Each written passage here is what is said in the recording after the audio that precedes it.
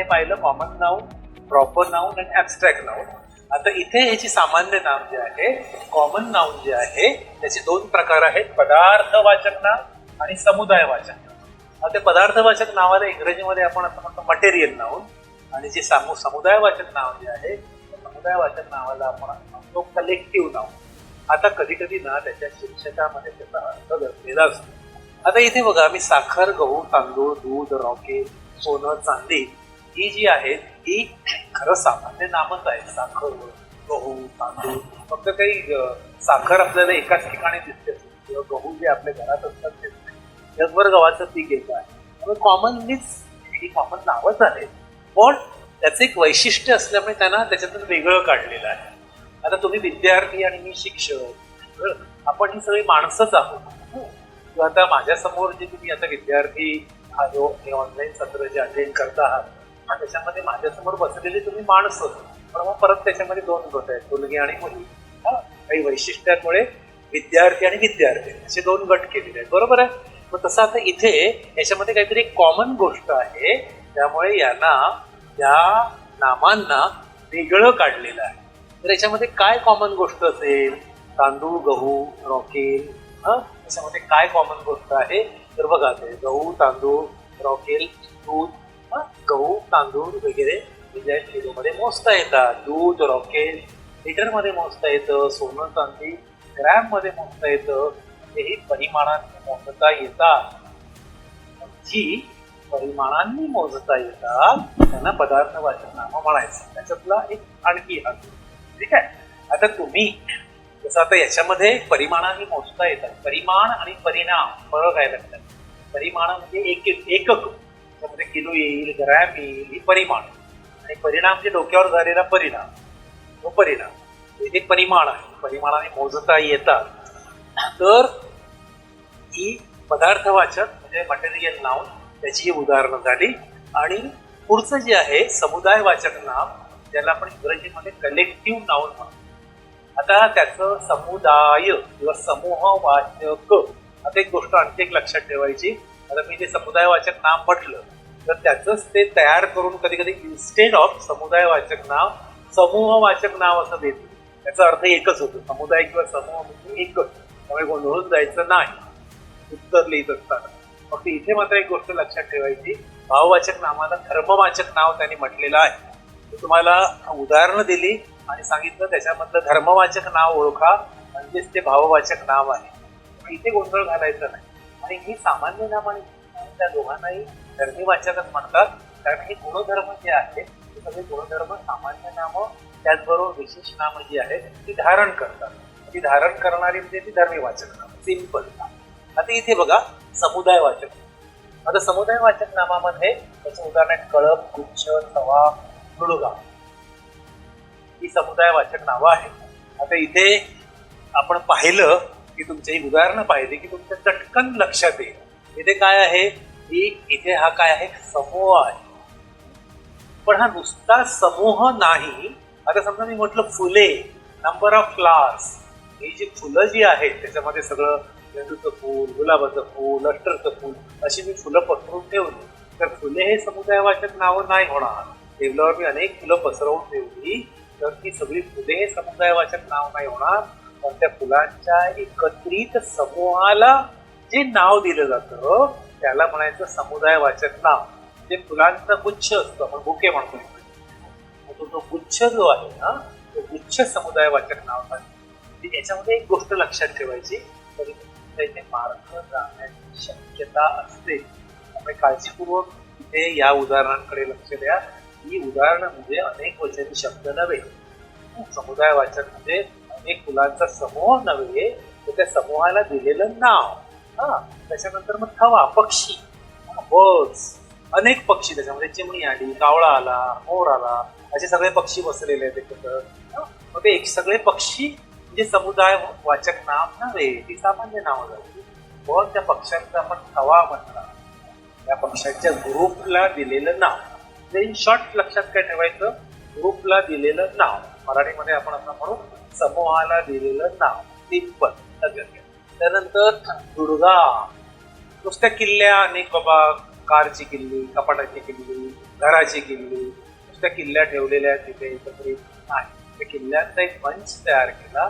तो जो बंच आहे, जो गुडगा आहे ना, त्या गुडघ्याला समुदाय वाचक नाव. आता खेळाडू म्हटले, प्लेयर्स, सगळे खेळाडू, सर्व खेळाडूने मैदानावर जावे. मग ते खेळाडू म्हटलं तर ते झालं सामान्य नाव.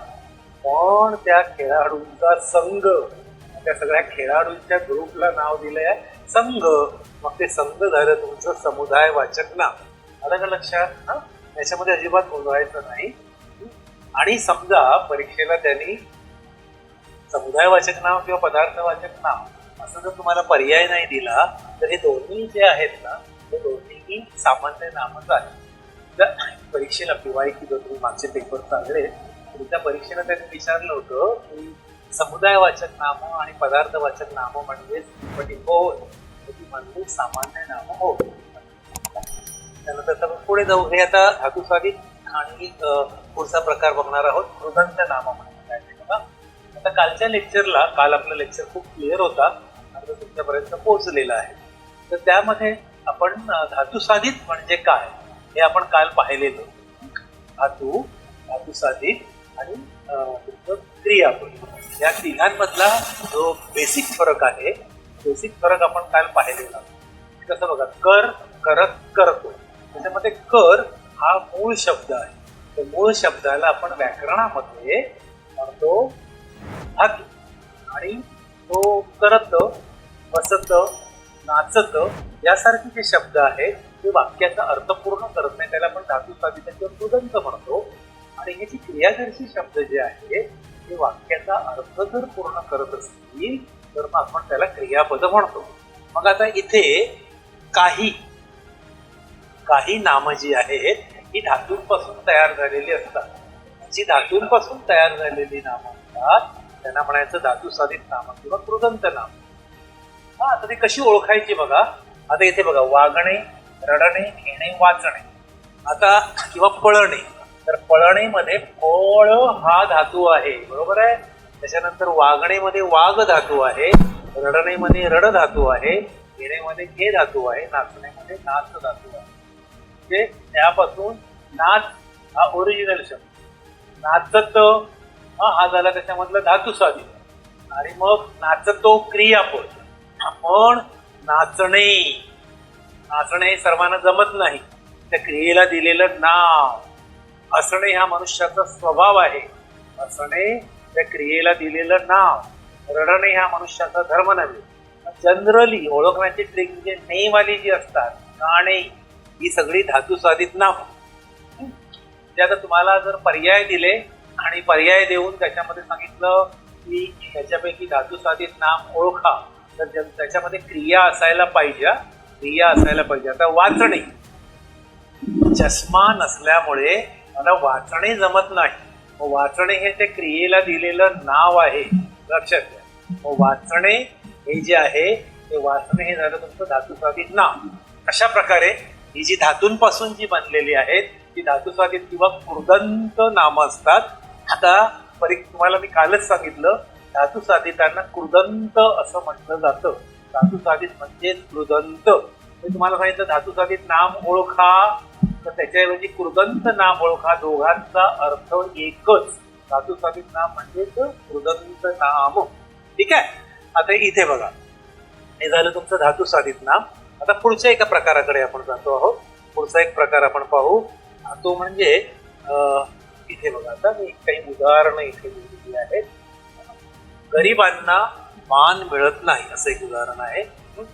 गरिबांना मान मिळत नाही, श्रीमंतांना गर्व असतो, शहाण्यांना शब्दाचा मान.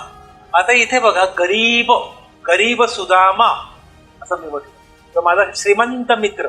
मग गरीब हे काय होईल सांगा मला. गरीब सुदामा, तर गरीब हे विशेषण, तो श्रीमंत मित्र, श्रीमंत हे विशेषण. मग त्याच्यापासून गरिबांना मान मिळत नाही. आता हे गरिबांना, हे गरीब या विशेषणापासून तयार झालेलं आहे, म्हणून याला म्हणायचं विशेषण साधित नाम. सिंपल. श्रीमंतांना गर्व असतो, मग श्रीमंतांना हे श्रीमंत या विशेषणापासून तयार झालेलं आहे, म्हणून याला म्हणायचं विशेषण साधित नाम. आता त्याच्यामधला गर्व हा जो शब्द आहे, तो गर्व हा शब्द कुठल्या प्रकारात बसेल, तर गर्व आपल्याला असा बोटाने दर्शवता येत नाही, घटक रूपाने दाखवता येणार नाही. बघा हा गर्व, इतका इतका गर्व झाला, एवढा एवढा गर्व झाला. त्याच्यातला गर्व हा जो शब्द आहे तो तुमचं होईल भाववाचक नाम. शहाण्याला शब्दाचा मान. मग आपण असं म्हटलं शहाणा येतो, हा तो शहाणा मित्र आहे माझा. शहाणा हे विशेषण झालं आणि त्याच्यामधून सगळ्या शहाण्यांना विशेषणांपासून तयार झालेलं आहे म्हणून हे झालं विशेषण साधित नाम. तर सिंपल लक्षात ठेवायचं, याच्यामध्ये विशेषणांपासून तयार झालं विशेषण साधित नाम. आता पुढे बघा, ही विशेषणांपासून म्हणजे विशेषण साधित नामे, धातूपासून म्हणजे धातू साधित नामे. तर हे एवढे जर प्रकार जे आहेत, एवढे प्रकार आपल्याला किमान तुम्हाला सगळे हे लक्षात ठेवावे लागतील. आता इथे काही उदाहरणं घेतो आहे, त्या उदाहरणावरून तुम्ही मला जरा ओळखून दाखवायचं आहे की कुठल्या प्रकारातलं ना, म्हणजे माझ्या लक्षात येईल की तुम्हाला कळलेलं आहे की आतापर्यंत नाम हा जो आपण भाग बघितला तो तुमच्या लक्षात आलेला आहे असं मी समजतो. त्याच्यामध्ये एक प्रकार आणखी मी एक इथे घेऊ इच्छितो, तो म्हणजे अव्यय साधित नाम. आता अव्यय साधित नाम, आता अगदी सुरुवातीला तुम्हाला अव्यय म्हणजे काय ते सांगतो. शब्दांच्या 8 जाती ज्या आहेत त्यातली पुढच्या ज्या 4 जाती ज्या आहेत त्या 4 जाती अव्यय असतात, त्याच्यामध्ये बदल होत नाही. मग आता इथे बघा, इथे जर एक उदाहरण मी घेतलेलं आहे, तो वाक्यात आणीचा खूप वापर करतो. आता आणि हे काय आहे, उभयान्वयी अव्यय आहे. हा, की राजा आणि राणी आनंदात होते. मग राजा आणि राणी या 2 शब्दाला आणि या अव्ययाने तो जोडला गेलेला आहे, त्यामुळे आणि हे झालं तुमचं अव्यय साधित नाम. सिंपल, अजिबात डोक्याला त्रास द्यायचा नाही. विशेषणांपासून बनली विशेषण साधित नामे, अव्ययांपासून बनली अव्यय साधित नामे, धातूपासून बनली धातू साधित नामे, असं ते लक्षात ठेवायचं. ठीक आहे. त्याच्यानंतर समाजात त्याची वाहवा झाली. आपण म्हणतो वाह तुझा पहिला नंबर झाला, वाह वाह, तू स्पर्धेत प्रथम क्रमांक मिळवला. तर वाहवा हे आहे तुमचं केवल प्रयोगी होते. हा, व्हेरी गुड. मग अशा प्रकारे जे अव्यय जे आहे ही अव्यय तुमची नामं जी आहेत ती अव्ययांपासून बनलेली तर ती होणार तुमची अव्यय साधित नाम. ठीक आहे. आता इथे बघा तुम्हाला समजलेलं आहे, मी असं गृहीत धरतो. आता मला हे नामांचे जे प्रकार आहेत त्यात आपण ओळखूया. पहिलं हत्ती. हत्ती म्हटलं की सगळे हत्ती आले, बरोबर आहे. मग ते हत्ती काय होईल? हा, व्हेरी गुड व्हेरी गुड. मग आता मी असं म्हटलं प्राणी. प्राणी म्हटलं तर हा, प्राणी पण सामान्य नाम, हत्ती पण सामान्य नाम, कुत्रा आणि मग प्राणी हे पण सामान्य नाम. अगदी बरोबर. पण मी असं म्हटलं मोत्या कुत्रा, आमचा मोत्या कुत्रा, मग ते विशेष नाम. आपण काय करतो, घरामध्ये जे पाळीव प्राणी पाळतो ना त्यांना लाडाकोडाने आपण नावं ठेवलेली असतात, कळलं ना. मग त्याचं नाव ठेवलेलं असेल मोत्या कुत्रा, सँडी कुत्रा, सलमान कुत्रा, शाहरुख कुत्रा, अशी जी काही त्याला आपण नावं दिलेली असू, जी ती तुम्ही प्रेमाने जी काही नावं दिलेली असतील तर ती अशी नावं ठेवलेली असतील तर ती जी नावं आहेत ती नावं अशी पर्टिक्युलर नावं ठेवलेली असतील तर मग ती विशेष नामं होती. तर परीक्षेला एक PYQ असा विचारला होता, कपिला गाय माझी आवडती. आमच्या गोठ्यामध्ये अनेक गायी आहेत, त्यातली कपिला गाय मला आवडते. मग त्या गायीला नाव ठेवलेलं आहे कपिला, मग ते विशेष नाव. हा फरक लक्षात घ्या, अजिबात गोंधळ घालायचा नाही. त्यांना पर्टिक्युलर नावं ठेवलेली असली पाहिजे. गर्व. आता गर्व जे आहे ना, हे गर्व आपल्याला मगाशीच सांगितलं, ते काय बोटाने दाखवतं. हा, भाव. Very good. तूप कशामध्ये येईल? तूप पदार्थवाचक नाम. मोजता येतं, तूप मोजता येतं, आपण विकत घेतो. सैन्य, हा, सैनिकांचं सैन्य. हा, समुदायवाचक नाव. समिती, स्त्रियांची समिती परदेशात गेली, सगळ्या स्त्रिया, कमिटी, त्या ग्रुपला दिलेलं नाव म्हणजे हे काय होईल? समुदायवाचक नाव. Very good. मृत्यू आपल्याला असं, हा, मृत्यू आपल्याला असं बोटाने दर्शवता येत नाही. बघा हा मृत्यू, सगळ्यांनी मृत्यूला असं पकडून बंद करून कुठेतरी फेकून दिलं असतं समुद्रामध्ये, त्यामुळे मृत्यू आपल्याला बोटाने दाखवता येत नाही. डेड दिसते ती आपल्याला डेड बॉडी, पण तो जो मृत्यू आहे तो मृत्यू, हा बघा हा मृत्यू असं आपल्याला दाखवता येत नाही. त्यामुळे हे काय होईल? भाववाचक नाम. पाणी कशामध्ये येईल सांगा मला? पाणी. Very good. पाणी बघा, पाणी आपल्याला विकत लिटरमध्ये आपण पाणी घेतो, पाण्यावर आता किती लोक पैसे कमवत आहेत बघा, निसर्ग निर्मित गोष्ट आहे, पण त्याच्यावरती सुद्धा व्यवसाय आहे. पुढे मागे तुम्ही सुद्धा याच्यावर व्यवसाय सुरू करू शकता. मित्रत्व, मित्र भाववाचक नाम. Very good. गारवा भाववाचक. Very good. चोरी, चोरी सांगा. चोरी हा ती, हा बरोबर आहे. आता तो चोर चोरी करून गेला, ऐका बाळांनो, चोर चोरी करून गेला की आपल्या घरातल्या गोष्टी गेलेल्या ज्या असतात, वस्तू गेलेल्या असतात ना, त्या कळतात, मग चोरी झाली हे कळतं. पण ती जी चोरी आहे पर्टिक्युलर, ती जी क्रिया आहे, ती क्रिया बोटाने दाखवता येते, ही बघा. त्यामुळे हे होईल तुमचं भाववाचक नाम. दळणे कशामध्ये येईल सांगा. दळणे हा पदार्थ काय, धान्य थोडंच आहे ते. दळणे त्या क्रियेला दिलेलं नाव आहे. म्हणजे काय होईल, क्रियेला दिलेलं नाव, क्रियेला दिलेलं नाव दळ या धातूपासून बनलेलं आहे, म्हणजे धातू साधित नाव. Very good. घड, दळणे, नाचणे. नेवाली लक्षात ठेवा. एकदम मी तुम्हाला त्याची ट्रिक सांगतो. नेवाली जनरली जी म्हणजे क्रिया पाहिजे, नाही तुम्ही म्हणाल चांदणे, त्याच्यामध्ये पण ने आलेलं आहे, ते सामान्य नाम होईल. हा, पण इथे दळणेमध्ये क्रिया आहे ना, दळूबाई दळू क्रिया आहे. क्रिया असेल आणि ने लागलेला असेल तर ती जनरली तुमची धातुसाधित नामं होतात. घड, केळ्यांचा घड. घड काय होईल, समुदायवाचक नाव. केळ्यांचा घड, केळ्यांच्या त्या ग्रुपला दिलेलं नाव. हा, एकत्रित केळी आली तो केळ्यांचा घड असतो, द्राक्षांचा घड असतो. हा, त्यानंतर तुमचा हे जे काय म्हणू आपण त्याला, नारळाची पेंड असते, तो घड. तिथे झालं तुमचं समुदायवाचक. शनी काय होईल, शनी हा विशेष नाव. हे सगळे ग्रह, गुरु, बुध, त्यातलं शनी म्हणजे विशेष नाव आहे. पीठ, पीठ कशामध्ये येईल, पीठ पदार्थवाचक. नाचणी, रागी, नाचणी पदार्थवाचक नाव. हिमालय 2-4 वेळा विचारलंय, हिमालय हा विशेष नाव, कारण हिमालय एकच. तारुण्य हा भाववाचक.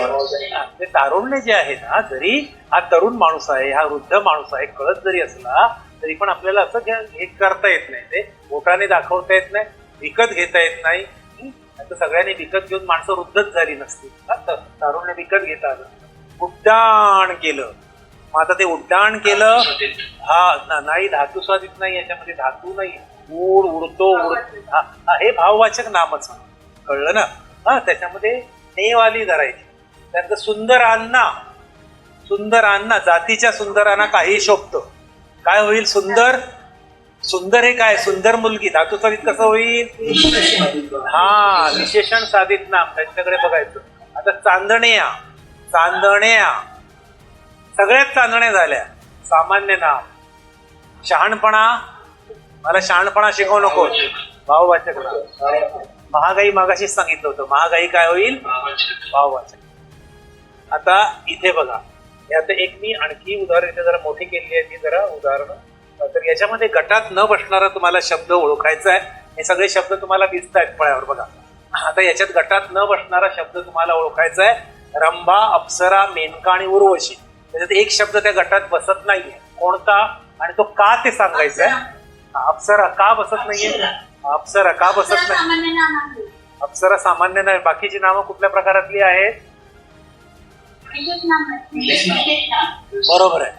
याच्यामध्ये रंभा, मेनका आणि उर्वशी ही त्या अप्सरांना दिलेली नावं आहेत, आणि या अप्सरा हे कॉमन नाव आहे. पूर्वी देवांना हे ऋषी मुनी डोईगड झाले की त्यांच्यावर एक एक अप्सरेला सोडून द्यायचे. त्या सगळ्या सोडून दिलेल्या अप्सरा आहेत. रंभा, मेनका, उर्वशी, विश्वामित्राची सुद्धा तपश्चर्या अशाच प्रकारे अप्सरेने भंग केली, त्यामुळे अप्सरा हे त्याच्यामध्ये बसत नाही. पुढचं बघा, मौर्य, धैर्य, शौर्य आणि क्रौर्य. कुठलं बसत नाही आणि ते का ते सांगायचंय मला, सांगा पटकन. हा अगदी बरोबर, व्हेरी गुड, व्हेरी गुड बेटा. ही तिन्ही जी आहेत ही तिन्ही भाववाचक नाव आहे. आणि हा चंद्रगुप्त मौर्य तुम्ही इतिहासामध्ये शिकलात. हा, त्यामुळे हे काय, हे विशेष नाव आहे. आता पुढचं बघा, मोळी, जाळी, टोळी आणि माळी. त्यात कुठलं बसत नाहीये मला सांगा, आणि ते का ते सांगा. बरं, माळी का नाही बसत आहे सांगा, सांग राजा. माळी का, माळी समुदायवाचक नाव आहे. आणि बाकीची काय आहे, ती बाकीची एका गटात बसली पाहिजे का, एक आपण वेगळं काढतो आहोत त्याच्यामधलं, आणि बाकीची ती आता जसं इथे तुम्ही रंभा मेनका उर्वशी विशेष नाव आणि त्याच्यामध्ये अप्सरा हे काय झालेलं आहे त्याच्यातलं सामान्य नाम म्हणून ते आपण वेगळं काढलं. सिमिलरली मौर्य, शौर्य, धैर्य आणि क्रौर्य त्याच्यामध्ये एक बसत नाहीये ते आपण वेगळं काढलं. सिमिलरली इथे वेगळं कोणतं आहे? माळी म्हणताय ना,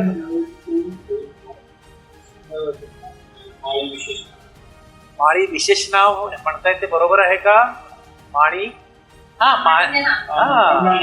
सगळे माळी झाले ना. मी म्हटलं रामू माळी, आमचा रामू माळी हुशार आहे, मग त्या माळ्याचं नाव घेतलं ना रामू माळी, मग ते विशेष नाव. ही माळींचे सगळेच माळी झाले हो. आणि मग आता हे मोळी हे काय होईल? समुदायवाचक नाव. लाकडांची मोळी असते बरोबर आहे. त्याच्यानंतर मग टोळी, चोरांची टोळी, टोळक. त्याच्यानंतर जाळी कसली असते रे? हे समुदायवाचक नाव कसलं होईल सांगा मला? जाळी. करवंदांची जाळी. Very good. ही सगळी मोळी, जाळी, टोळी ही सगळी समुदायवाचक नावं आहेत. त्याच्यामध्ये माळी बसत नाहीये. आता शेवटचं सांगा मला. पेंडी, पेंढ, पेढे आणि पथक. पेढे हे पदार्थ ते वेगळं होईल आणि पेंडी, पेंढ आणि पथक ते समुदाय. Very good, very good.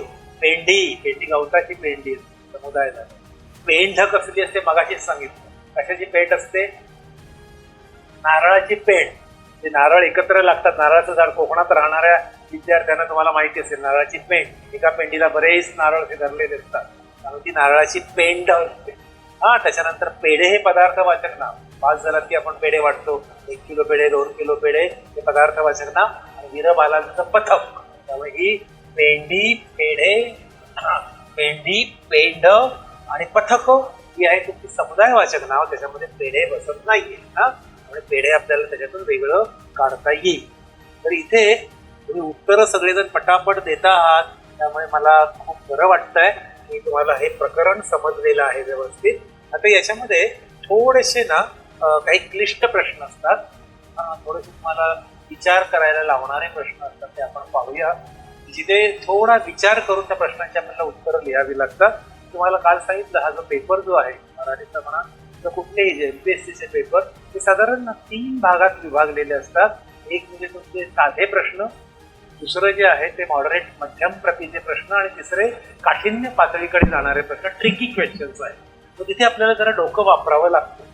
तर आता इथे पटकन मला उत्तर द्यायचं नाहीये, मला फक्त सांगायचं इथे मी अंडरलाईन करतोय 2 शब्द आणि हे इथे बघा बोल्ड मध्ये दोन्ही शब्द आहेत. आज समाजाला सुदामा, नको आणि भीम हवे. आणि सुदामा आणि भीम ही कुठल्या प्रकारातली नामं आहेत असं तुम्हाला परीक्षेला जर विचारलं तर काय उत्तर द्याल? पटकन उत्तर सांगू नका. आता आपण काही पेपर लिहित नाही, एका प्रश्नाला 1 मिनिटाचा आता वेळ नाहीये. आता विचार करा आणि मला उत्तर द्या. तुम्ही सुदामा आणि भीम जे आहे त्या नामाचा कुठला प्रकार होईल? बोला. विशेष नाम. विशेष नाम. आता बघा गंमत आहे, तुम्हाला सांगितलं हा ट्रिकी क्वेश्चन आहे.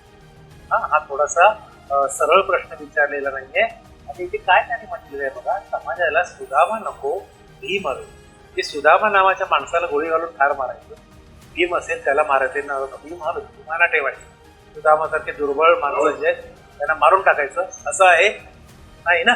सुदामा भाववाचक आहे कारण त्यांनी असं सांगण्याचा प्रयत्न केलाय की सुदामासारखे माणसं नको, म्हणजे सुदामासारखी साधी होऊ वगैरे माणसं नको, भीमासारखी त्यांना शौर्य वगैरे असं माणसं. आता तुम्ही ते कदाचित म्हणताय त्यामुळे तुम्हाला खात्री नाहीये. त्या खात्री नसल्यामुळे ते उत्तर पण चुकतंय. सांगतो मी आता तुम्हाला. आता सुदामा नको म्हणजे नंबर ऑफ आले त्याच्यामध्ये जास्त आले, मोर दॅन 1 आले. सुदामा नको म्हणजे आता तुम्ही सांगण्याचा जो प्रयत्न केला तो चांगला होता, त्याचं कौतुक करतो. तर सुदामा नको म्हणजे दुर्बल घटक नको. हा समाज हल्ली दुसऱ्याला खाऊ की गिळू करतो आहे, त्यामुळे आपल्याला साधं भोळं राहून चालणार नाही. त्यामुळे अशी साधी भोळी गरीब माणसं नको, म्हणजे दुर्बल घटक. गरीब माणसं असतातच परिस्थितीमुळे गांजलेली, त्रासलेली माणसं, पण सुदामासारखी साधी भोळी माणसं राहून चालणार नाही. मग त्यांचं हे सुदामा हे जे आहे त्या दुर्बल घटकांचं प्रतिनिधित्व करतं. मग त्याच्यामध्ये एकापेक्षा अधिक लोक आले म्हणून हे झालं तुमचं सामान्य नाम. लक्षात ठेवा. आणि ही जी आहेत ना तुमची सामान्य नामं जी आहेत ना, ती सामान्य नामं की आपल्याला बोटाने दर्शवता येतं, तो माणूस बोटाने आपल्याला दाखवता येतो, ही स्त्री बोटाने दाखवता येतं, सामान्य नावं आपल्याला दाखवता येतात. त्यामुळे हे काही हे घटक जे आपल्याला दृश्य स्वरूपात बोटाने दाखवता येत नाही ती भाववाचक नाव.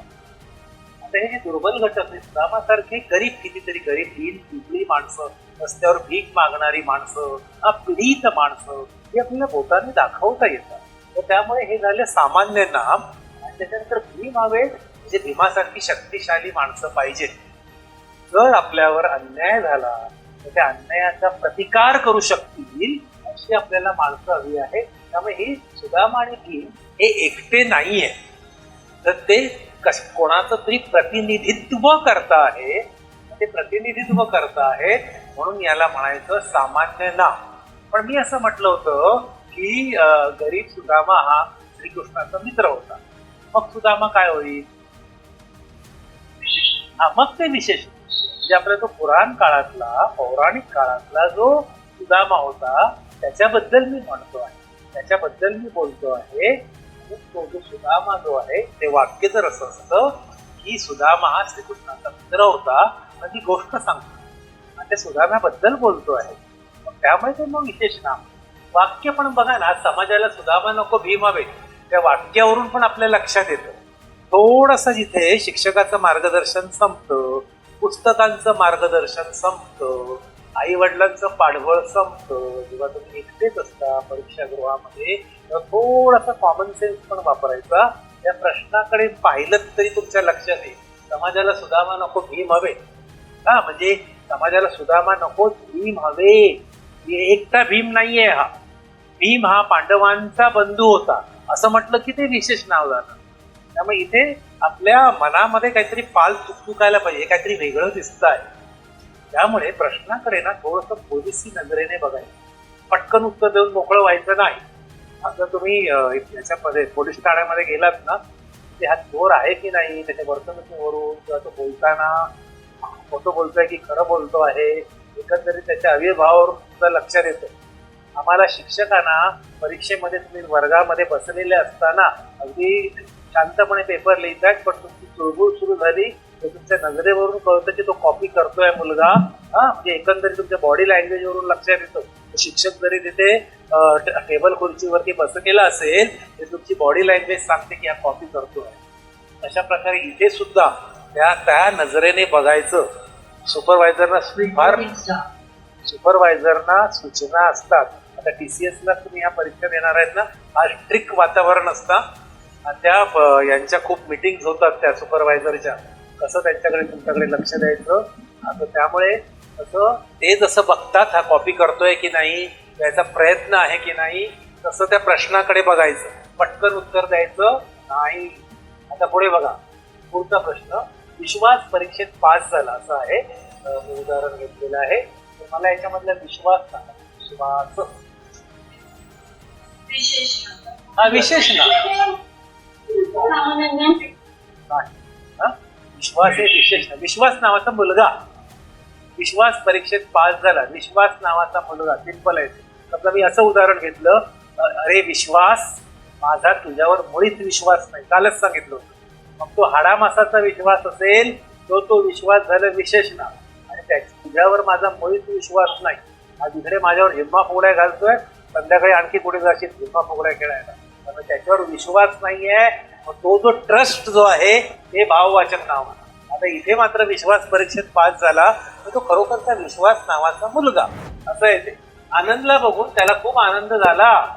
मग हा पहिला आनंद, पहिला आनंद काय होईल? आनंदला बघून त्याला मग विशेष नाव. हा आनंद नावाचा माणूस, आनंद माने, आनंद राणे, आनंद जोशी, त्याला बघून त्याला खूप आनंद झाला. त्या आनंदाला बघून त्याला ज्या उकळ्या फुटल्या, त्याला जो आनंद झाला, हा झालेला जो आनंद आहे हा आनंद बोटाने दर्शवता नाही येणार.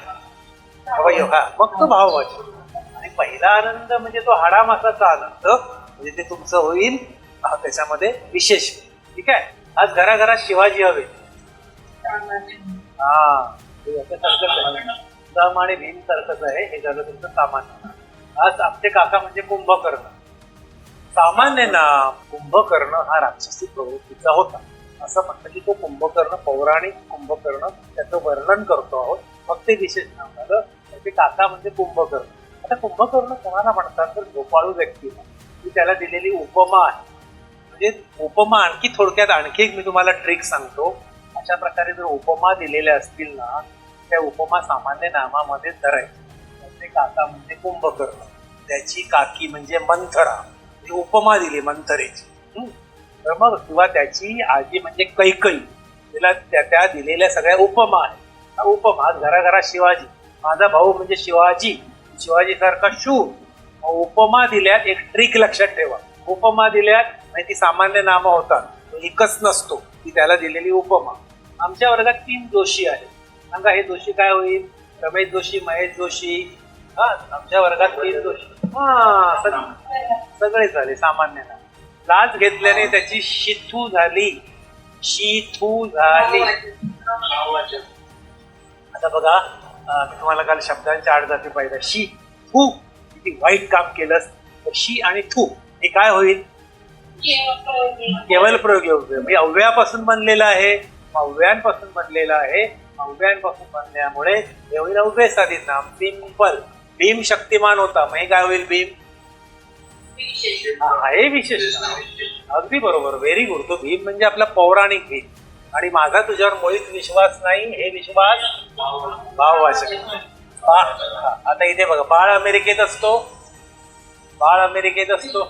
बाळ हे विशेष नाम आहे. का? बघा, आपले हिंदू हृदय सम्राट बाळासाहेब ठाकरे, त्यांचं ओरिजिनल नाव बाळ होतं. आपण त्यांना आदराने बाळासाहेब केलं. बाळ गंगाधर टिळक बाळ नाव होतं, त्यामुळे विशेष नाम आहे.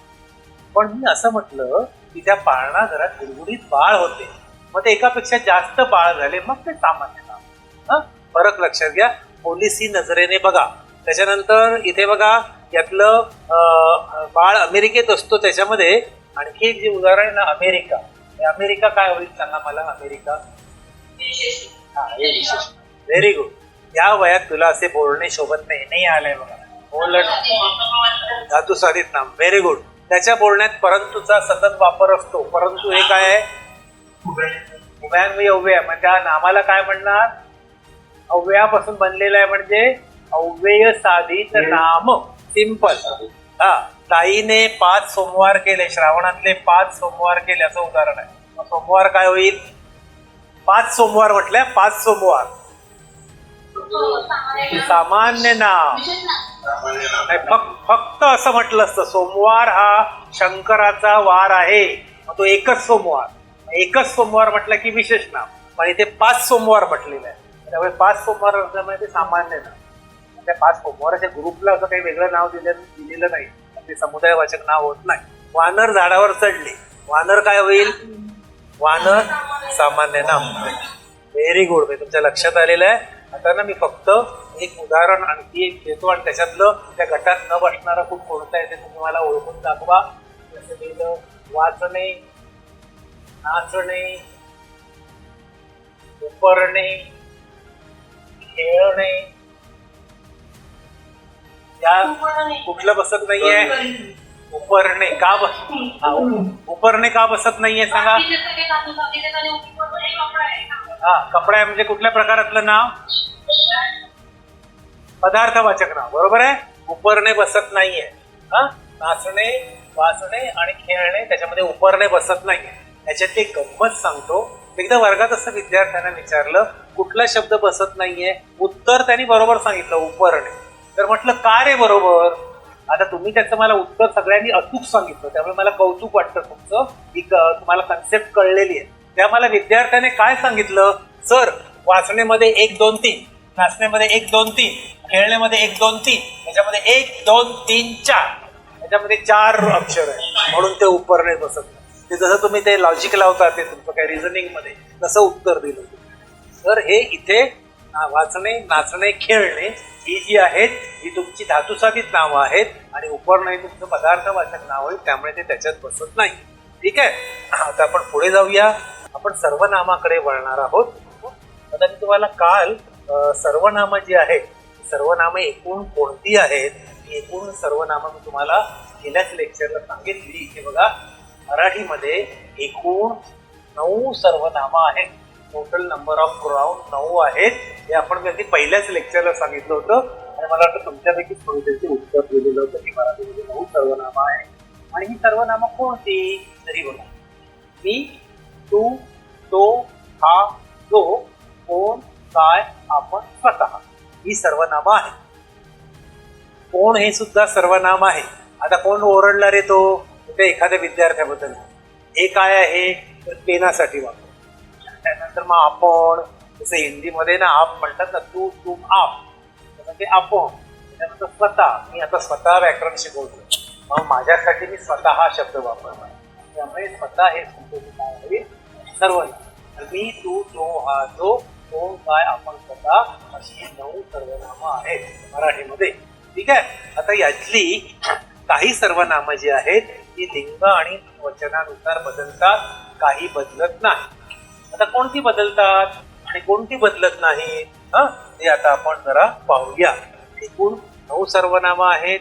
मी, तू, तो, हा, जो, कोण, काय, आपण, स्वतः ही आपल्याला 9 सर्वनामं माहिती आहेत. आता त्यातली लिंग वचनानुसार कोणती बदलतात ते आता आपण पाहूया. तो जे आहे तो पुल्लिंगीमध्ये तो, स्त्रीलिंगीमध्ये काय होईल ती, आणि नपुंसकलिंगीमध्ये ते. म्हणजे तो सर्वनाम जे आहे ते तो सर्वनाम 3 प्रकारात बदलतो. तो, ती, ते. तसं मी बदलतं का बघा, तिन्ही प्रकारामध्ये, पुल्लिंगीमध्ये, स्त्रीलिंगीमध्ये, नपुंसकलिंगीमध्ये बदलतं. काय होतं? नाही बदलणार. तोच तो, ती, ते होतं. तसं मीच मी, म्याव म्याव म्याव म्याव होतं का काही नाही होत. त्यामुळे तो, ती, ते. तूच बदलतं का बघा. मी आता बॉईज असतील ना, त्या बॉईज सुद्धा स्वतःबद्दल माहिती देताना म्हणतील मी अमुक अमुक आहे, मी राजेश आहे. मुलगी पण म्हणेल मी राधा आहे. त्यामुळे मुलगा पण मी वापरतो, मुलगी सुद्धा मीच वापरतो. त्याच्यानंतर तू हे बदलतं का बघा, लिंगाप्रमाणे. आपण आता लिंगाप्रमाणे बघतो होता. नाही बदलणार. आता ज्याने उत्तर दिलं तू मुलगी आहे, मगाशी ज्याने उत्तर दिलं तो तू मुलगा आहेस रे, असं मी म्हटलं. त्यामुळे तू मध्ये बदल होत नाही, तो मध्ये बदल होतो. त्याच्यानंतर मग हा जो आहे याच्यामध्ये बदल होतो. हा, ही, ती. बरोबर आहे. हा मुलगा, ही मुलगी, हे मुलगी. त्यानंतर जो मध्ये पण बदल होतो का बघा, जो मध्ये होतो बदल. जो मुलगा, हा, ही मुलगी, हे मुलगी. ते याच्यामध्ये ही जी 3 आहेत ना, या 3मध्ये लिंगाप्रमाणे बदल होतो. 3 आहे ती लिंगाप्रमाणे बदलतात. तो, हा आणि जो, किंवा तो, हा, जो, 3 जे आहे ती लिंगाप्रमाणे बदलतात. ठीक आहे. आता पुढचं जे आहे बघा, कोण, काय, आपण, स्वतः, याच्यामध्ये काही बदल होत नाही. मुलालाही म्हणणार तू कोण रे, मुलीलाही म्हणणार तू कोण. त्याच्यानंतर तू काय करतो, तू काय करतेस. काय पण तसंच राहतं, आपण पण तसंच राहतं, स्वतःही तसं राहतं. लिंगाप्रमाणे हे 3 बदलतात. वचनाप्रमाणे कोणती बदलतायत ते आपण बघू. एक वचन 2 आहेत ना, एक वचन आणि अनेक वचन. बरोबर आहे. आता ती बदलतात का बघूया. आता मला सांगा, याच्यामध्ये मी जे आहे एक वचनामध्ये, ते अनेक वचनामध्ये काय होईल. आम्ही. त्यामुळे मी बदलतं, मीच होतं आम्ही. त्यानंतर मग तूच काय होईल, तू मुलगा आहे, हा, तुम्ही. तू बदलतो. बरोबर आहे. त्यानंतर तिसरं जे आहे ना, तिसरं तो. आता तो जे आहे ना, तोची 3 रूपं आहेत. तो, ती, ते. तो, ती, ते 3 रूपं आहेत. आता तो, ती, ते, तोची 3 रूपं आहेत. मग तो मुलगा, अनेक वचनामध्ये तोच काय होईल. तो मुलगा, सगळे ते मुलगे. हा, बरोबर आहे. ती मुलगी, आणि बऱ्याच असतील तर त्या मुली. आणि ते बाळ, अनेक असतील बाळ तर ती बाळ. त्यामुळे काय होईल, ते, त्या, ती असा बदल होतो.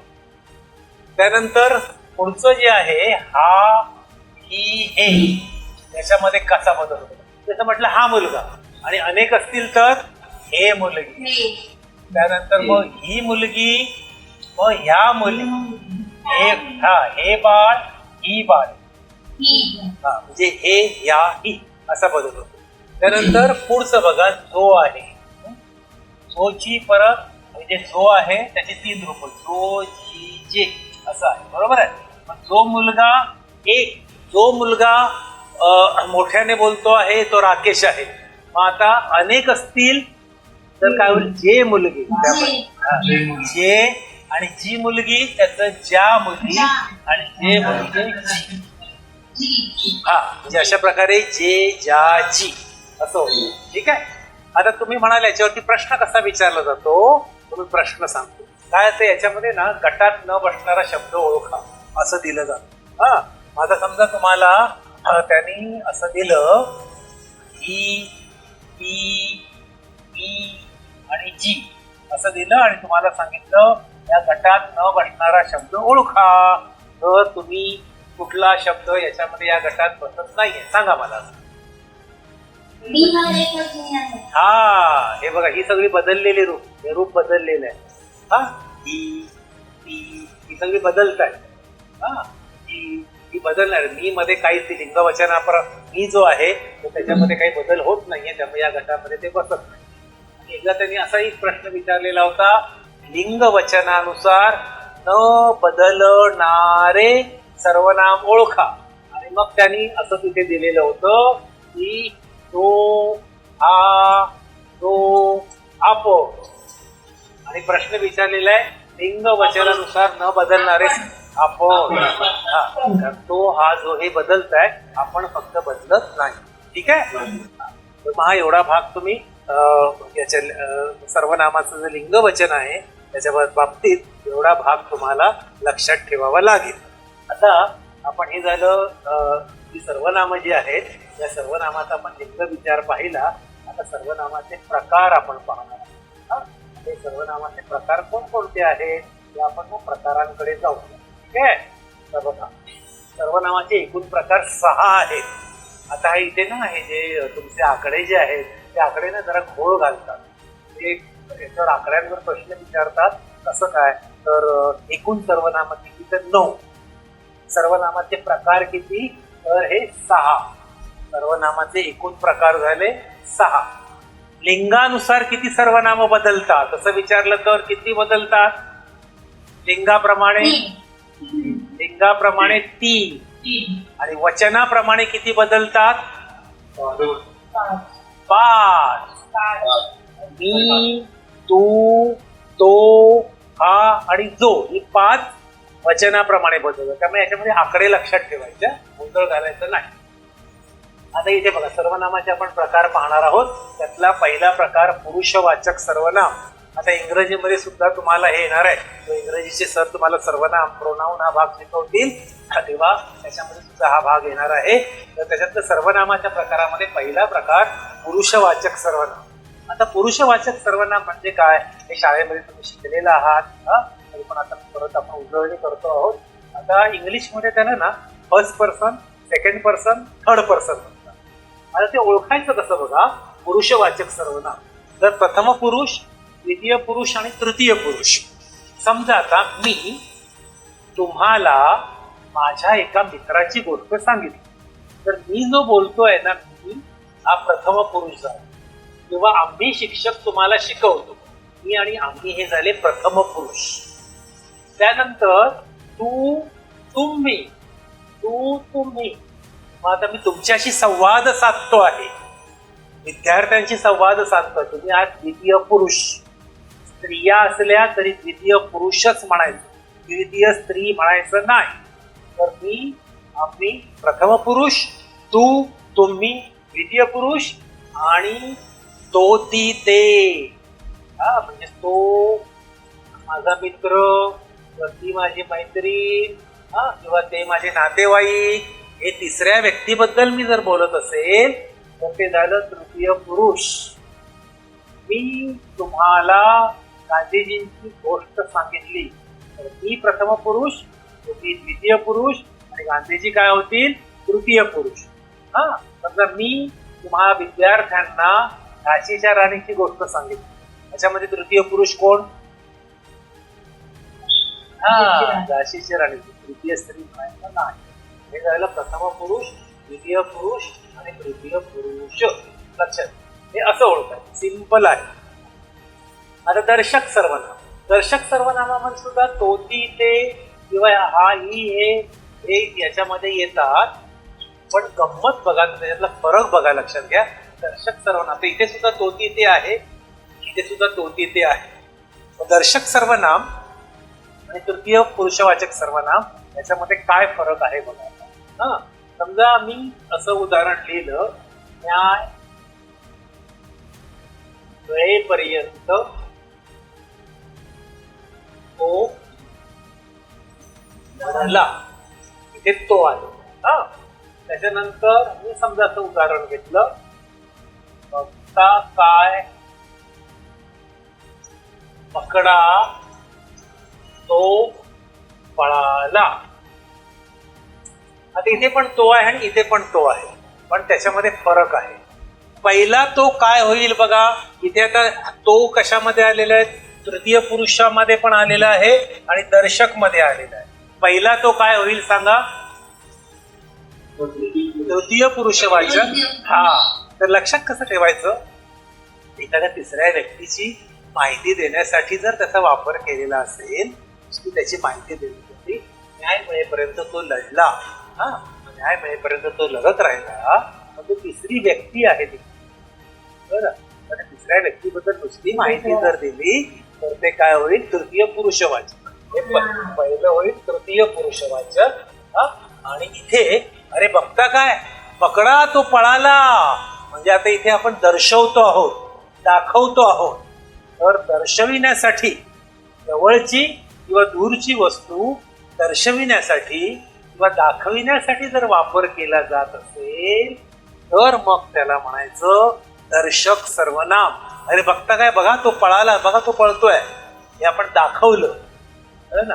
बघा हा पंखा घरात गरगर फिरतो आहे, असं मी म्हटलं.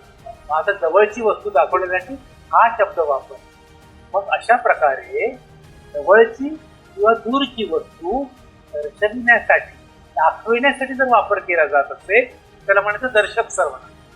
शीर्षक जी आहेत ना, त्यांची जी टायटल्स आहेत ती टायटलच त्याचा अर्थ सांगतात. हा, त्यामुळे इथे काय होईल, दर्शक सर्वनाम होईल.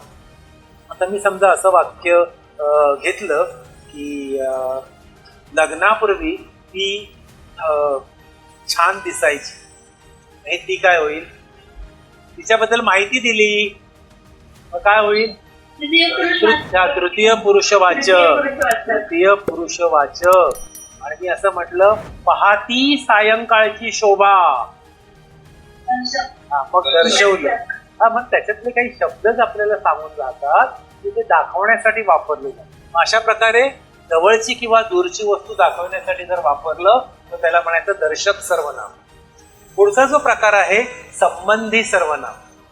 ते गंमत आहे, संबंध हा जो शब्द आहे ना तो नेहमी दोन गोष्टींमधलं रिलेशन, दोन गोष्टींमधलं संबंधी सर्वनाम हे दोन गोष्टींमधला संबंध दाखवण्यासाठी वापरतात.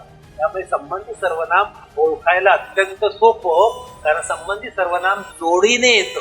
म्हणजे बघा, जे विद्यार्थी पास अभ्यास करतात ते पास होतात, जो परिश्रम करतो तो यशस्वी होतो.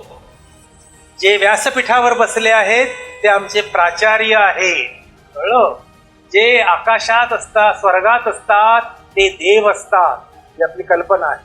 मग अशा प्रकारे जोडीने जी येतात त्या जोडीने येणाऱ्या सर्वनामाला म्हणायचं संबंधी सर्वनाम. हे संबंधी सर्वनाम जोडीने येणार, डबल डबल येणार, तर ती संबंधी सर्वनाम. सिंपल. हा, त्याच्यानंतर पुढचं जे आहे प्रश्नार्थक सर्वनाम. आता प्रश्नार्थक सर्वनाम जे आहे ना, ते प्रश्नार्थक सर्वनाम ओळखायला अत्यंत सोपं आहे. कसं बघा आता, आणि ते थोडंसं हे पण आहे, ट्रिकी पण आहे. आता ते ट्रिकी का आहे ते मी तुम्हाला सांगतो. आता इथे बघा, प्रश्नार्थक सर्वनाम आणि अनिश्चित किंवा सामान्य सर्वनाम. प्रश्नार्थक सर्वनाम आणि अनिश्चित. आता जे अनिश्चित सर्वनाम जे आहे ना, त्या अनिश्चित सर्वनामाला सामान्य सर्वनाम म्हणतात. म्हणजे तुम्हाला गेल्या वेळेस सांगितलं ना, जसं गेल्या वेळेस सांगितलं तशी तुमची ना पेट नावं असतात, एक नावं असतात काहीतरी, दुसरं नाव ठेवलेलं असतं. हा समजा त्या पत्रिकेवरती लिहिलेलं असतं की नाही, श्री कृपे करून आमची तृतीय कन्याची सौका रवीना चा शुभविवाह. सौका रवीना उर्फ शांताबाई उर्फ काळूबाई, हे तिचं जे उर्फ नाव जे असतं, कारण आपण सगळेजण तिला शांता म्हणून ओळखत असतो, त्याला त्या मुलाला काळू म्हणून ओळखत असतो, काळू म्हणून ओळखत असतो. आता पहिलं नाव माहितीच नसतं बऱ्याच वेळा. मग ते जे उर्फ नाव असतं, तसं इथे जी उर्फ नावं आहेत ती उर्फ नावं लक्षात ठेवायची. कारण परीक्षेला प्रश्न विचारताना कधी कधी अनिश्चित सर्वनाम ओळखा, त्याच्याऐवजी ते सांगतात सामान्य सर्वनाम ओळखा. अनिश्चित किंवा सामान्य सर्वनाम जे आहे त्याचा अर्थ एकच होतो, लक्षात ठेवा. आता याच्यामध्ये घोळ कसा होतो बघा, याच्यामध्ये सुद्धा कोण आणि काय येतं, आणि याच्यामध्ये सुद्धा कोण आणि काय येतं. मग प्रश्नार्थक सर्वनाम कधी आणि अनिश्चित सर्वनाम कधी, दोघांमधला फरक कसा ओळखायचा बघा. आता मी इथे एक उदाहरण लिहिलं, कोण आहे रे तिकडे,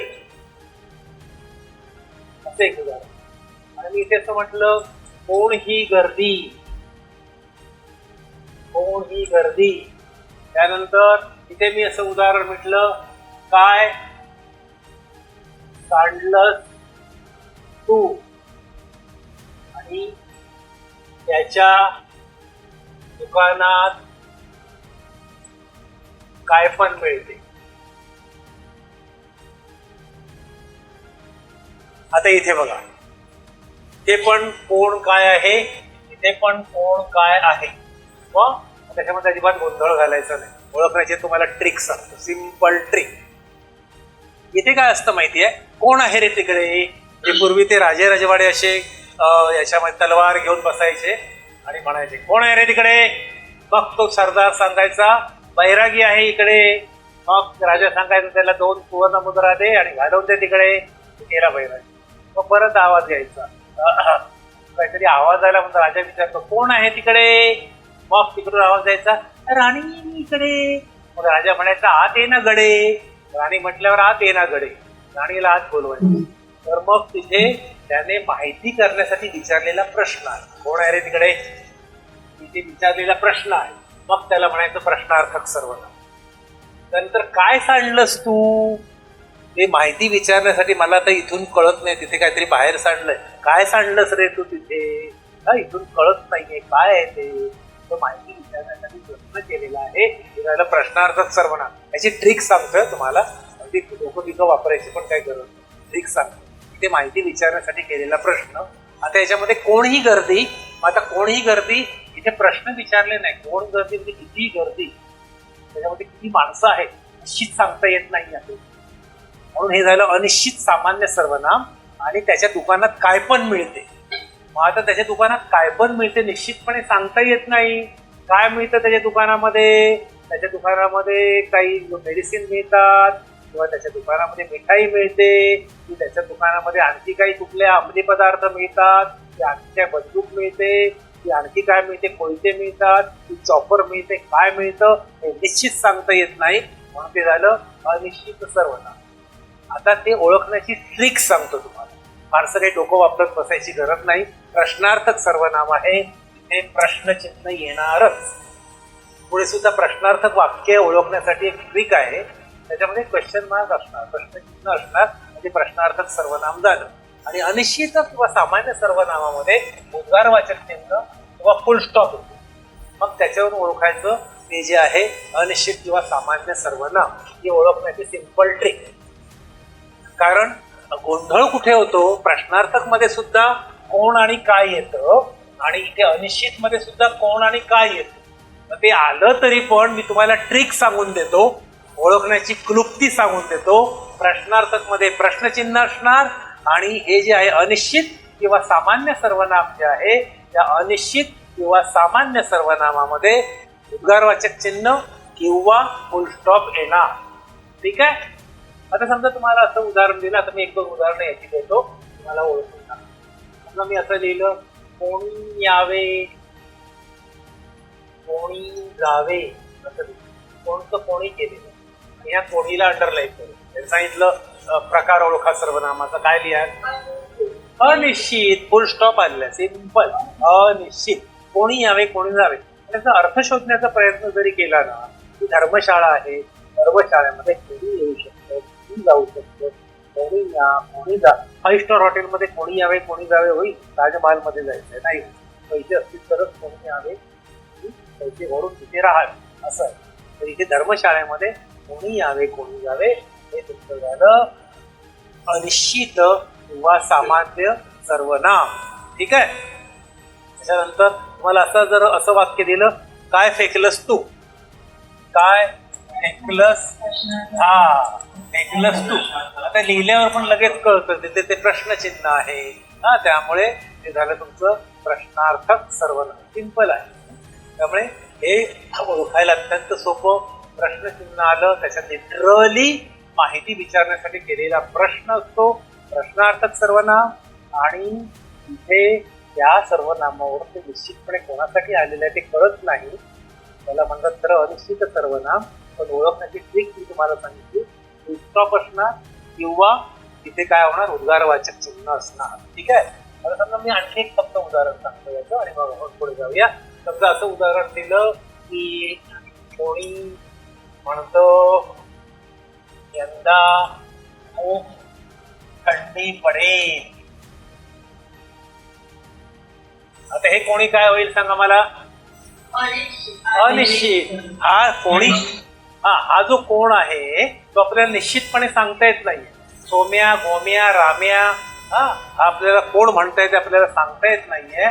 त्यामुळे झालं अनिश्चित सर्वनाम. आणि ट्रिकने लक्षात ठेवायचं अत्यंत सोपं आहे. ठीक आहे.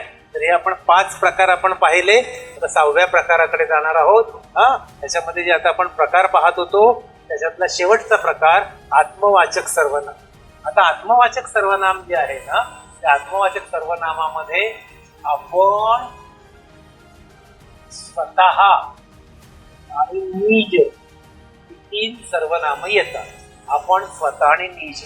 त्यात इथे बघा आत्मवाचक सर्वनाम जे आहेत त्याच्यामध्ये आपण स्वतः आणि निज.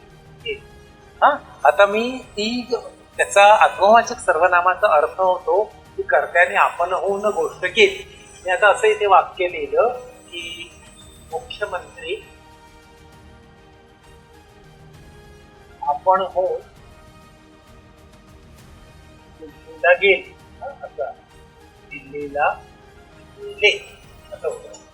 हे आपण जे आहे हे तुमचं होईल आत्मवाचक सर्वनाम.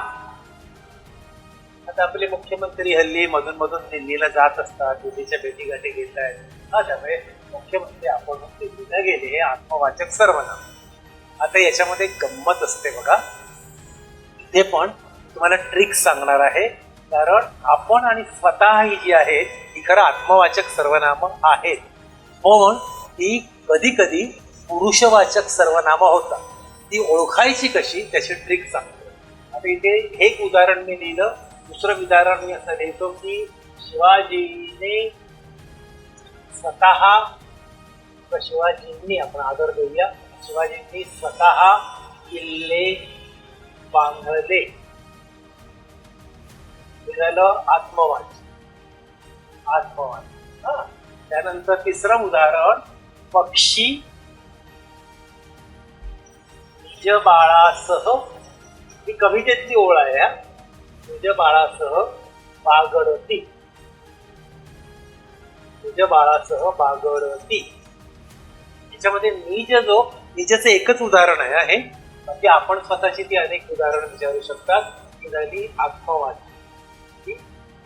आत्मवाचक 3 उदाहरणं झाली. आता मी इथे आणखी उदाहरण देतो. समजा मी असं लिहिलं की आपण नाही बुवा साहेबांच्या पुढे करणार. साहेबांच्या पुढे पुढे करणार असं उदाहरण त्याच्यामध्ये आपण लिहिले. त्यानंतर मी दुसरं उदाहरण असं लिहिलं इथे की आपण मार्मिक बोलता असं एक उदाहरण आहे. आणि मी तिसरं उदाहरण इथे लिहितो आहे की त्याने घरी बोलावले व आपण निघून गेला. आता इथे पण आपण आलेला आहे. हा, आता बघा याच्यामध्ये काय फरक आहे. आता हे जे आपण आहे, आपण नाही बुवा साहेबाच्या पुढे पुढे करणार, हे आपणचा अर्थ होतो मी नाही बुवा साहेबाच्या पुढे पुढे करणार. साहेबाच्या पुढे पुढे गेलं तर साहेब लाथ मारणार, आणि गाढवाच्या मागे मागे केलं की गाढव मागून लाथ मारणार. त्यामुळे साहेबाच्या पुढे पुढे करायचं नाही, गाढवाच्या मागे मागे जायचं नाही. तर आपण नाही बुवा साहेबाच्या पुढे पुढे करणार, म्हणजे आपण म्हणजे कोण? मी नाही साहेबाच्या पुढे पुढे करणार. जो खुर्चीवर बसलेला आपला साहेब असतो, जो आपला बॉस असतो, त्याला काही शिकवलेलं, त्याला काहीतरी चांगल्या गोष्टी चार सांगितलेल्या कधी कधी आवडत नाही.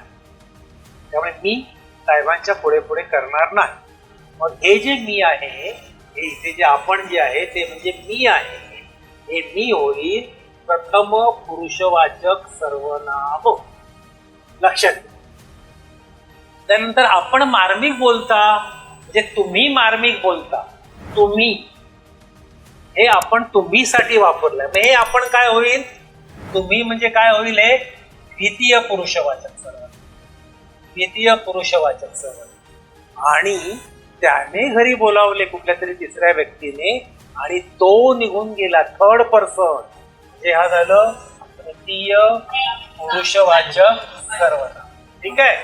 मग आपण आणि स्वतः ही पुरुषवाचक सर्वनाम पण होतात आणि आत्मवाचक पण होतात. मग आता अजिबात आवाज करू नका, ऐकून घ्या. मग आत्मवाचक कधी आणि पुरुषवाचक कधी हे ओळखण्याची ट्रिक सांगतो, क्लुप्ती सांगतो. आत्मवाचक कधी होतात आणि पुरुषवाचक कधी होतात त्याची आयडिया अशी आहे. तर कर्त्याच्या नंतर जर आपण आणि स्वतः आलं तर ते आत्मवाचक होतं. शिवाजींनी स्वतः किल्ले बांधले, कर्त्याच्या नंतर स्वतः आलं. पक्षी हा कर्ता आहे, त्याच्यानंतर निज आलं. मग कर्त्याच्या नंतर आपण स्वतः आलं. कर्त्याच्या नंतर जो क्रिया करणारा असतो तो कर्ता. शिवाजीने किल्ले बांधले, किल्ले बांधणारा कोण? शिवाजी. त्याच्यानंतर मुख्यमंत्री दिल्लीला गेले, दिल्लीला जाणारे कोण? मुख्यमंत्री. मग कर्त्याच्या नंतर असेल तर ते आत्मवाचक. आणि कर्त्याच्या जागी आलं, आपण नाही बुवा साहेबाच्या पुढे पुढे करणार, म्हणजे मी मायसेल्फ, मी साहेबांच्या पुढे पुढे करणार नाही असं म्हटलेलं आहे. ते कर्त्याच्या जागी जर येत असेल तर मग ते होतं पुरुषवाचक. आता मी म्हटलं आपण मार्मिक बोलता, म्हणजे तुम्ही मार्मिक बोलता, तुम्ही करते, तुम्ही मार्मिक बोलता असं मी म्हणतो आहे. त्यामुळे कर्त्याच्या जागी आलं, मग कर्त्याच्या जागी आलं की ते पुरुषवाचक. आणि ते कुठल्या प्रकारात बसतं ते बघायचं. समजा त्याचा प्रकार विचारला तर फक्त ते पुरुषवाचक आहे की आत्मवाचक आहे एवढंच विचारतात. मग ते आपण प्रकारही लक्षात घेऊ. आणि त्याने घरी बोलवलं गेलो थर्ड पर्सन कोणतरी, आणि तो निघून गेला म्हणजे तृतीय पुरुषवाचक. आलं लक्षात? तर आपण आणि स्वतः, तर समजा आपण आणि स्वतः ही कर्त्याच्या नंतर जर आली, आफ्टर सब्जेक्ट, कर्त्यानंतर, तर मग ती आत्मवाचक होतात. आणि कर्त्याच्या जागी आली तर पुरुषवाचक होतात. आता 2-3 उदाहरणं विचारतो, आता तुम्ही बोला आणि मला सांगा. ठीक आहे. आता समजा मला असं उदाहरण दिलं की तुम्हाला सांगितलं स्वतः बघून ये, जा स्वतः बघून ये. स्वतः बघून, एवढंच वाक्य आहे. स्वतः बघून ये काय आहे? पुरुषवाचक की आत्मवाचक? पुरुषवाचक. पुरुषवाचक. कर्त्याच्या ठिकाणी आलं. कुठला पुरुष होईल? स्वतः बघून ये. अरे जा रे, स्वतः बघून ये असं आहे ते. म्हणजे काय? द्वितीय पुरुषवाचक. द्वितीय पुरुषवाचक. ठीक आहे. समजा असं एक वाक्य घेतलं की आईने स्वतः भांडी घासली. आईने स्वतः भांडी घासली. हा, मग आई हा कर्ता आहे. कर्त्याच्या नंतर आलं. कर्त्याच्या नंतर येत असेल तर मग ते काय होतं? आत्मवाचक. एवढी गोष्ट लक्षात ठेवायची. ठीक आहे. समजा मी असं उदाहरण तुम्हाला घेतलं की नेत्याने बोलावले व स्वतः मालकाला जाऊन भेटला. काय होईल?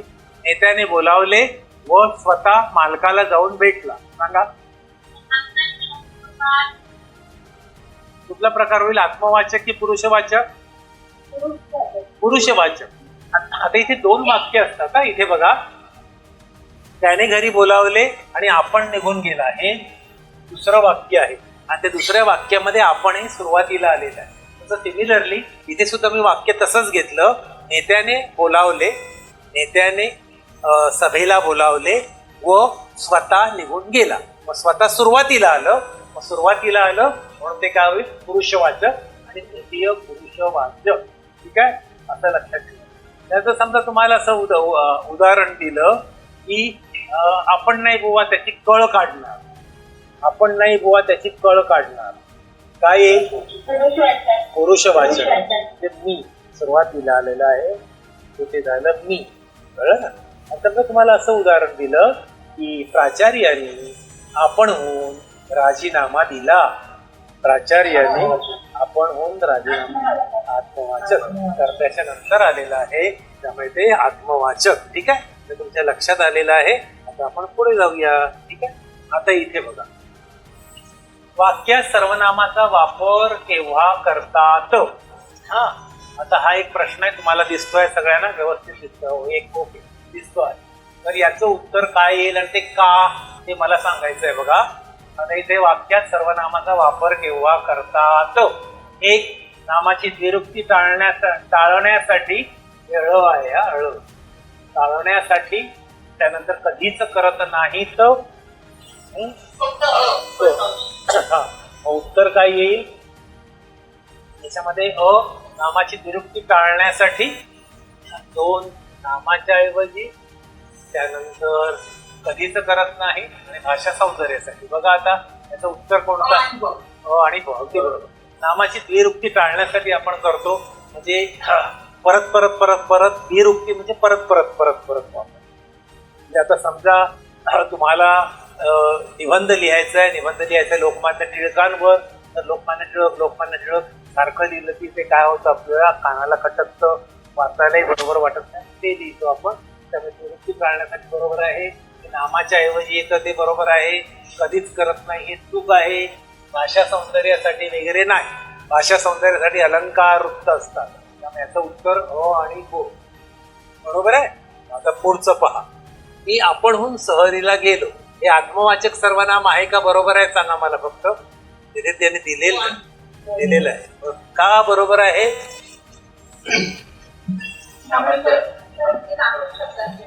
बरोबर आहे, बरोबर. वचन भेदाप्रमाणे किती सर्वनाम बदलतात, 5. मगाशी विचारलं होतं आपण, मार्मिक बोललात, द्वितीय पुरुषवाचक सर्वनाम, हे बरोबर आहे. आता मला हे सांगा, ज्याने भांडण उकरले तो माघार घेईल, हा सर्वनामाचा प्रकार कोणता. ज्याने भांडण उकरले तो माघार घेईल, हा, व्हेरी गुड. आता जिने संबंधी सर्वनाम सांगितलं, आज जरा मला ना याच्यावरती तुमची नावं दिसत नाहीयेत. तर ज्याने हे भांडण उकरले तो माघार घेईल, म्हणजे याचा अर्थ होतो जो हे भांडण करतो तो माघार घेईल. मग जो तो, म्यूट व्हा बाळांनो, जो तो, मध्ये डबल आलेला आहे, मग जो तो हे डबल आलेला आहे, त्यामुळे ते काय होईल, संबंधी सर्वनाम. संबंधी सर्वनाम जे आहे ते जोडीने येतो. ठीक आहे, म्हणजे बरोबर तुमच्या लक्षात आलेलं आहे. आता आपण पुढे जातो आहोत. पुढे बघा, आता पुढचं, अरे चुलीवरचे ते भांडे खराब आहे, अरे चुलीवरचे ते भांडे खराब आहे, असं आहे उदाहरण. मग आता हे ते काय होईल बघा, इथे कंसामध्ये दर्शक दिलेलं आहे, ते बरोबर आहे की सांगा मला. अरे चुलीवरचे ते भांडे खराब आहे, दर्शक आहे. हो, आपण हे दर्शवलंय. अरे बघा ना, ते चुलीवरचं ते भांड खराब आहे, अरे हा शब्दच दर्शवतोय, संबोधित करतोय. त्यामुळे झालं तुमचं दर्शक सर्वनाम. मृत्यू येईपर्यंत ते झगडले, म्हणजे तिसऱ्या व्यक्तीबद्दल माहिती सांगितली, हा झाला तृतीय पुरुषवाचक. बरोबर. आपण मार्मिक बोललात, मगाशीच पाहिलं, पक्षी निज बाळासह बागडती, हे आत्मवाचक पाहिलं. हा, त्याच्यानंतर तुला काय हवे, हे काय होईल, प्रश्नार्थक सर्वनाम, प्रश्न विचारलेला आहे, त्यामुळे हे प्रश्नार्थक सर्वनाम. आणि तिकडे काय आहे हे मला माहित नाही, त्यामुळे काय, हे काय होईल, तिकडे काय आहे मला माहित नाही ते होईल अनिश्चित सर्वनाम. आलं लक्षात? तर अशा प्रकारे जे सर्वनामाचे जे प्रकार आहेत ते सर्वनामांचे प्रकार मला सगळे 6च्या 6 लक्षात ठेवावे लागतील. पहिलं प्रथम पुरुषवाचक मी, तुमच्याशी बोलतोय द्वितीय पुरुषवाचक, कोणाची तरी तुम्हाला माहिती सांगितली, माझ्या आजोबांची, माझ्या काकांची, माझ्या मुलांची, ते झालं तृतीय पुरुषवाचक. दुसरा प्रकार जवळची किंवा दूरची वस्तू दाखविण्यासाठी, अरे बघ तो माणूस पळतो आहे, दाखवला, दर्शवला की ते दर्शक सर्वनाम. आणि डबल जर आलं, जी रस्त्यावर मरून पडलेली आहेत ती बेवारशी कुत्री आहे ही ती. मग अशा प्रकारे जे संबंध दाखवतो दोन गोष्टींमधलं जर तुमचं संबंधी सर्वनाम प्रश्नासाठी क्वेश्चन मार्क असणार म्हणजे प्रश्नार्थक सर्वनाम. आणि पुढचं जे आहे ते तुमचं अनिश्चित सर्वनामामध्ये पूर्ण विराम येईल किंवा तुमचं उद्गार चिन्ह आलं म्हणजे तुमचं झालं अनिश्चित किंवा त्याला आपण सामान्य सर्वनाम म्हणतो. आणि शेवटचं जे आहे आत्मवाचक सर्वनाम, त्याच्यामध्ये आपण आणि स्वतः येतात, पण ती कर्त्याच्या नंतर असतील तर आत्मवाचक होतात, कर्त्याच्या जागी आली तर काय होतात? पुरुषवाचक. आयदर प्रथम असेल, द्वितीय असेल, तृतीय असेल. ठीक आहे. तर इथे आपलं सर्वनाम हे प्रकरण जे आहे ते संपूर्ण व्यवस्थित अगदी डिटेलमध्ये संपलेलं आहे. आणि तुम्हाला याचा मला वाटतं व्हिडिओ सुद्धा अगदी टेक्निकल टीम पाठवलाय. तर पुढच्या लेक्चरला आपण याचा पुढचा भाग बघूया. तर आज आपण इथेच थांबूया. नेक्स्ट लेक्चरला भेटू.